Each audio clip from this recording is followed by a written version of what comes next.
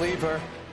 In just a few hours, Secretary of War Pete Hegseth and the Joint Chiefs of Staff chair will give an update on Operation Epic Fury and Project Freedom as the U.S. works to guide ships out of the Strait of Hormuz. And we're learning that 2 U.S. Navy destroyers transited the critical waterway overnight after reportedly dodging incoming Iranian fire. Chief Foreign Correspondent Trey Yingst is live in Tel Aviv with the latest. Hey, Trey.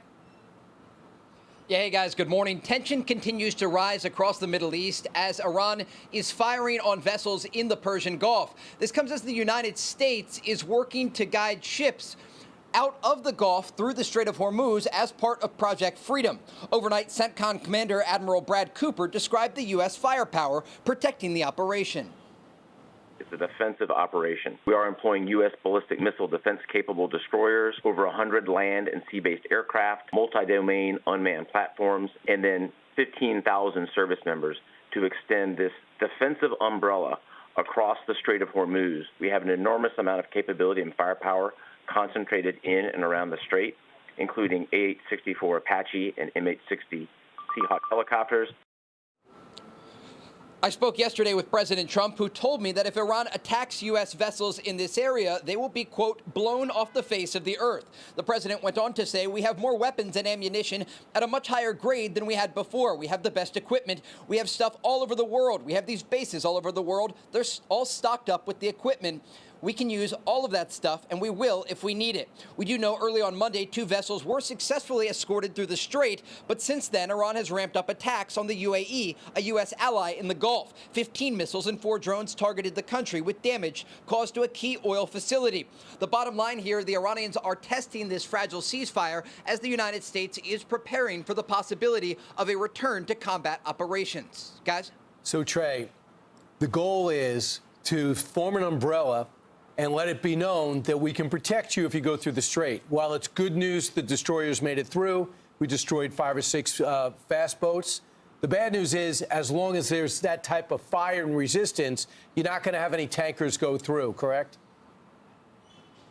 Yeah, absolutely. This is going to be very challenging, and the president noted this in our conversation yesterday. There's a lot of oil right now on these vessels in the Persian Gulf. The Iranians miscalculated because they thought the United States would back down, but what the president has done is twofold. Not only block Iranian ports, but also Project Freedom, escorting these vessels out of the Persian Gulf and through the strait. Now, the Iranians so far have tried to test the American resolve in this area. But as the CENTCOM commander, Admiral Brad Cooper, noted yesterday in that briefing, there are more than 15,000 U.S. soldiers, sailors, and Marines in this area that are helping to escort these vessels. They are not actively riding alongside the vessels, but they are overwatching them. And so they have the ability to shoot down the incoming Iranian fire. But again, Iran is not only targeting vessels in the Persian Gulf, but they've now turned to start attacking with ballistic missiles and drones these countries in the Gulf, including the United Arab Emirates. And so there will be tense days ahead and questions about if there will be any sort of response to these ongoing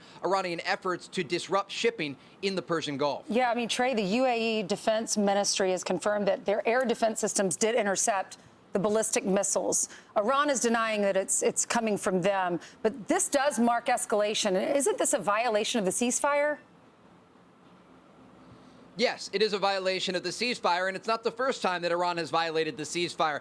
Despite the ongoing diplomatic efforts and the olive branch that President Trump has offered the Iranian regime, they continue to play games not only at the negotiating table, but also on the battlefield. And we've heard from top commanders in the U.S. military, and we'll hear later this morning from the Secretary of War Pete Hegseth alongside the Joint Chiefs Chairman, General Kane, about these efforts by the Iranians, but also about the preparations by American forces. And Ainsley, when we look at the maps of what's been going on the past 2 to 3 weeks, we are seeing a massive U.S. military buildup across the Middle East. And this is because President Trump is prepared, understanding how the Iranians negotiate. He understands the Iranians want to drag out these negotiations. And ultimately, if they don't come to an agreement, we're likely looking at a scenario where combat operations resume. And that is why you see not only these tankers and these refueling aircraft that have basically spread out throughout the Middle East, but you also see these cargo planes, the C-17s, that are arriving each and every day in the region to ensure that the U.S. military has the bombs and the ammunition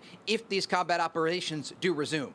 So, Trey, does it suggest that since Iran decided to attack UAE targets instead of attacking those two destroyers, that maybe the U.S. does have a better channel, a more secure channel than we realize? And secondly, I would assume that every time we send a ship through that channel, we learn a whole lot more about their strategy and where their attacks are emanating from.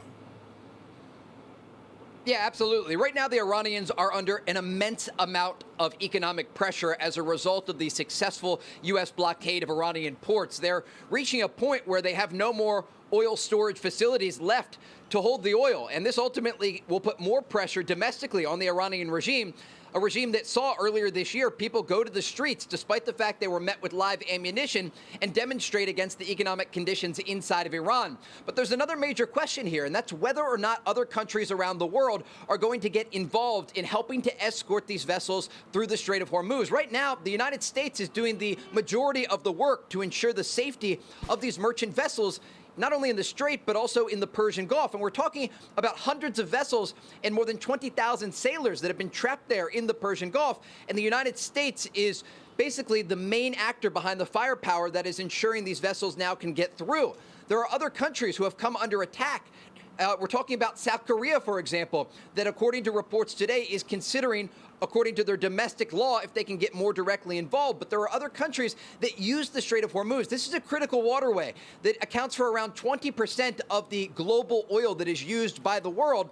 And yet these other countries are not participating in ensuring this waterway is safe. And so President Trump and the administration in Washington is calling on these countries around the world, including the Europeans, to get more directly involved as the Iranians are continuing their attacks against merchant vessels and allies in the region, including the UAE.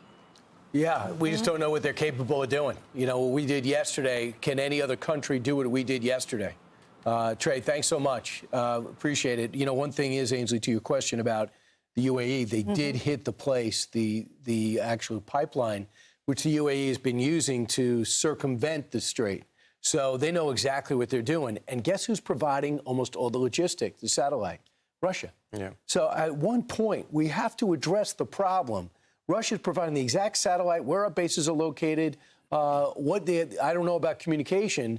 We're able to see the communication. And at one point, if you talk about escalating, find out where those rockets are coming from. Find out where the drones are launching from. And you got to go destroy those launches. That's right. And that will show an escalation, but it shows they have a finite number of launchers and drones and whatever. We don't have we are continuing to bulk up in the area. So you saw the what we call in our business a full screen. Can we put that up of all the assets we have, all the vessels that we have? And look at that. That's incredible. All the aircraft carriers, the amphibious assault ships, the transport dock, combat ships, the guided missile destroyer. That's a lot of assets protecting that area. Those are all Americans. And of course, every day that this stretches on is infinitely more painful for Iran than it is for the United States. Absolutely. And the pressure on us is gas prices and the economy. But there are other areas of the economy that continue to grow as if there is nothing going on, which is pretty amazing.